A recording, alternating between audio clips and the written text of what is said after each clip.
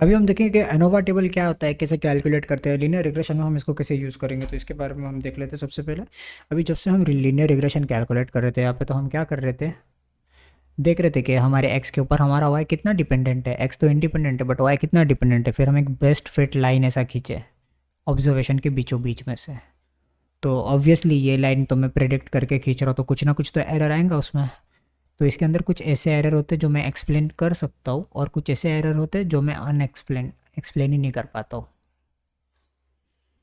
तो ANOVA table में क्या कर रहे हैं हम देख रहे कि ये जो मैंने बेस्ट फिट लाइन खींचा हो वो कितनी रिलायबल है, कितनी डिपेंडेंट है, कितना मैं इसके ऊपर रिलाय कर सकता हूँ। ओके, कितना मैं ट्रस्ट कर सकता हूँ वो बेस्ट फिट लाइन को, ये हम देख रहे हैं इसमें। तो अब इसको कैलकुलेट करेंगे प्रैक्टिकल वे में।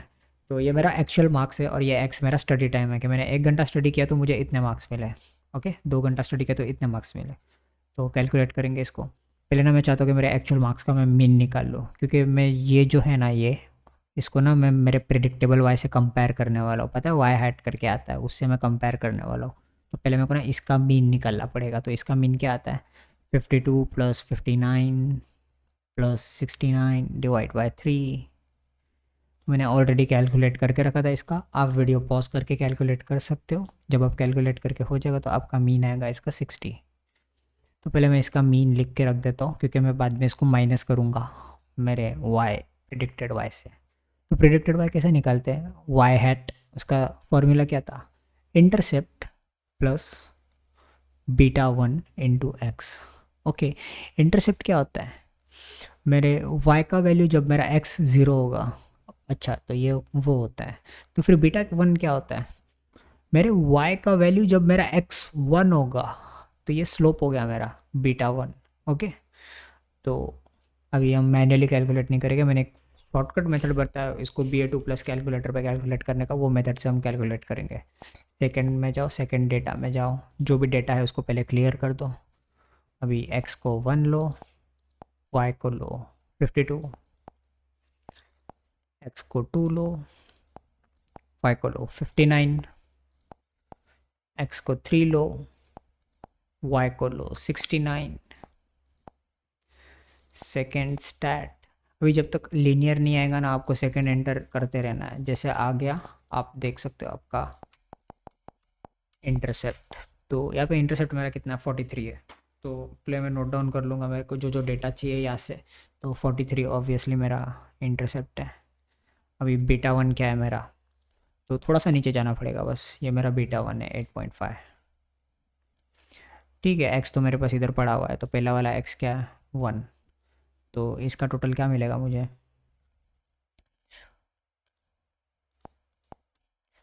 43 प्लस 8.5 गिव्स अस 51.5। 51.5, तो मैं चाहता हूँ कि ये जो 51.5 आया है मैं इसके मीन से माइनस कर लूँ। ओके, तो ये तो मेरा x1 था तब मुझे इतना नंबर आया ना, जब मेरा x2 होगा तो मुझे क्या आता है देखते हैं। तो ये हटा दो और इसको भी 2 से मल्टीप्लाई करेंगे हम। ये जो नंबर है 8.5 उसको 2 से मल्टीप्लाई करेंगे। So when you multiply it by 2,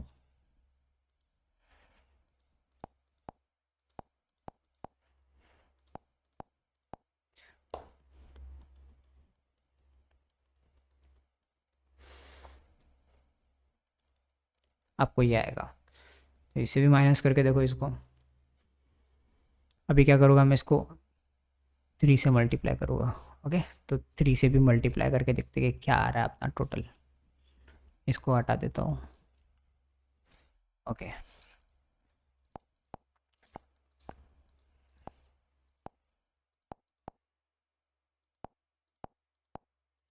68.5।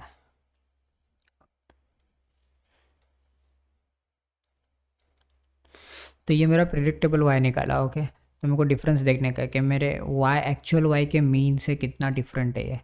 तो ये तो 8.5 आएगा, ये 0 आएगा, और ये नेगेटिव 8.5 आएगा।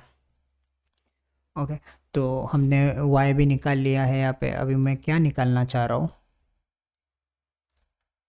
पहले इसको मैं क्लियर कर देता हूँ। अभी हम यहाँ पे क्या निकालना चाह रहे हैं वो है SSR sum of squared residual, और SSE sum of squared error.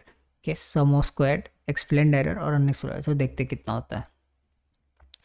SSR पहले निकालते, इसको स्क्वायर करो, स्क्वायर की बात चल रही ना यहाँ पे, तो हम स्क्वायर करेंगे।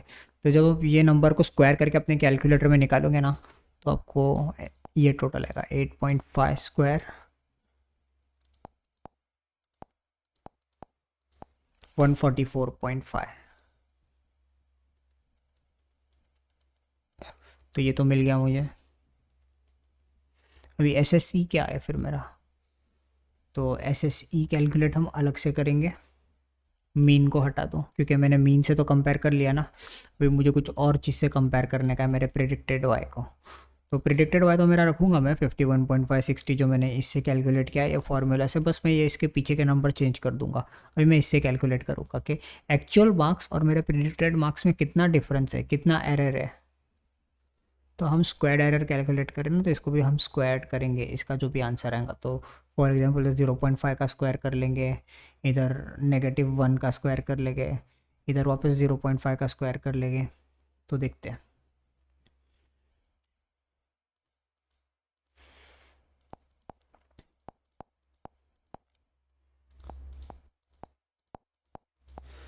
वन का स्क्वायर तो ऑब्वियसली 1 होता है, तो उसको 1 से ऐड होगा, तो 1.5 आ रहा है हमारा इसका टोटल। तो ये भी मुझे मिल गया। जब मुझे ये में दोनों चीज़ मिल जाएंगी ना, तो मुझे वो भी मिल जाता है SST, sum of square total. बस मुझे ये दोनों को ऐड करना पड़ता है, तो हमारे केस में 146। तो हमें 3 चीज़ मिल गई है। अभी और दो दो चीज़ें हम कैलकुलेट कर सकते हैं यहाँ पे, वो है MSR। तो MSR कैसे कैलकुलेट करते हैं? MSR का फॉर्मूला ये है SSR divided by number of independent variable. तो हमारा इंडिपेंडेंट वेरिएबल यहाँ पे एक ही है, जो कि है स्टडी। स्टडी इंडिपेंडेंट है और वाई डिपेंडेंट है। तो इंडिपेंडेंट क्या है? स्टडी। तो इधर तो 1 ही आएगा। तो हमारे केस में MSR is equal to SSR, क्योंकि SSR क्या है मेरा 144.5। तो MSR भी क्या हो गया मेरा 144.5। ठीक है, फिर MSE क्या होगा मेरा? तो MSE का क्या फॉर्मूला है? MSE is equal to SSE divided by n-2। Okay, तो देखते इसमें क्या आता है। SSE क्या है मेरा 1.50, नंबर ऑफ सैंपल कितना है 3 3-2। तो ये केस के अंदर my MSE is also equals to SSE, क्योंकि सैंपल ही इतना कम है, तो मैं -2 करूँगा तो नीचे बस 1 बचता है। तो ये कितना आएगा 1.5। तो ठीक है, मुझे मेरा MSR भी मिल गया और MSE भी मिल गया, ये दो चीज़ भी मिल गई। तो मैं कॉन्फिडेंटली बोल सकता हूँ ये वाले इसके अंदर कि मेरा MSR is equal to SSR and my MSE is equal to SSE। तो ओके, इसको हटा देते फॉर्मूलाज को यहाँ से।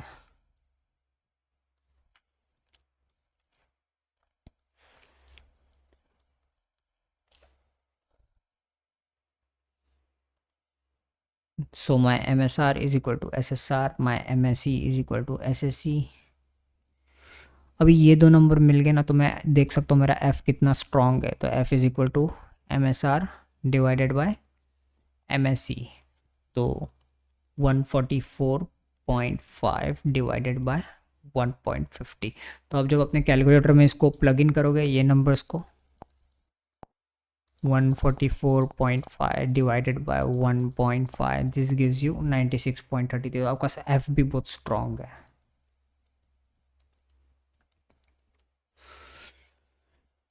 ठीक है, तो हमने F निकालना भी सीख लिया, MSR निकालना भी सीख लिया, MSE भी निकालना सीख लिया, सब मोस्ट ऑफ द चीज़ें सीख लिया। तो बस दो ही चीज़ बच जाती है अभी, कि F तो मैं चेक कर लिया F कितना स्ट्रॉन्ग है, पर मेरे को देखने का कि रिलेशन कितना स्ट्रॉन्ग है, तो वो कैसे देखूंगा मैं? तो ना ये R स्क्वायर से निकालते हैं हम। तो R स्क्वायर कैसा रहता है इसके अंदर? देखो, सम ऑफ स्क्वायर्ड रेसिडुअल हमने कैलकुलेट किया था ना, और ये क्या कैलकुलेट किया था? सम ऑफ स्क्वायर टोटल। तो मेरे को देखने का टोटल में से मेरा रेसिडुअल कितना है, तो SSR डिवाइडेड बाय SST, क्योंकि मैं बस ये जानना चाह रहा हूँ कि ये कितना है पूरे टोटल में से, ये नहीं जानना चाह रहा हूँ। तो मैं ऊपर क्या ले आऊँ? SSR ले आऊँ। तो ये क्या आएगा 144.5 डिवाइडेड बाय 146।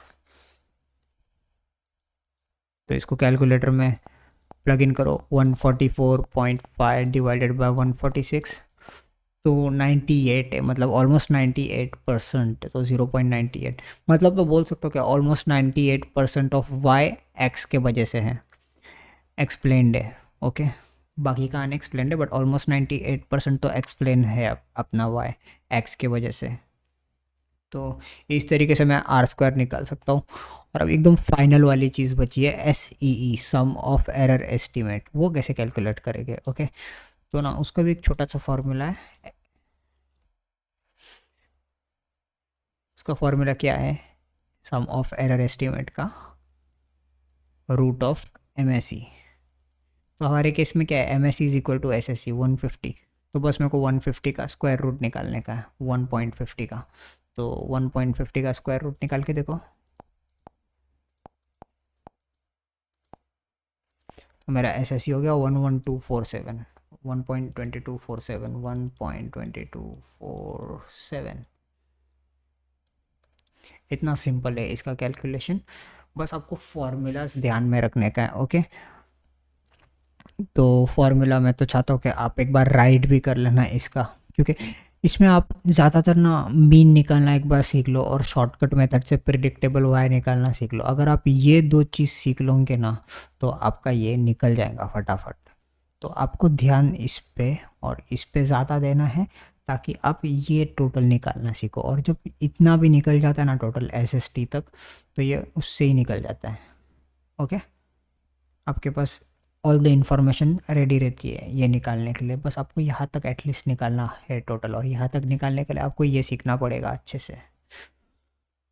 तो प्रैक्टिकली सॉल्व करो वीडियो देखते देखते, और हम अभी नेक्स्ट टॉपिक डिस्कस करेंगे नेक्स्ट वीडियो में।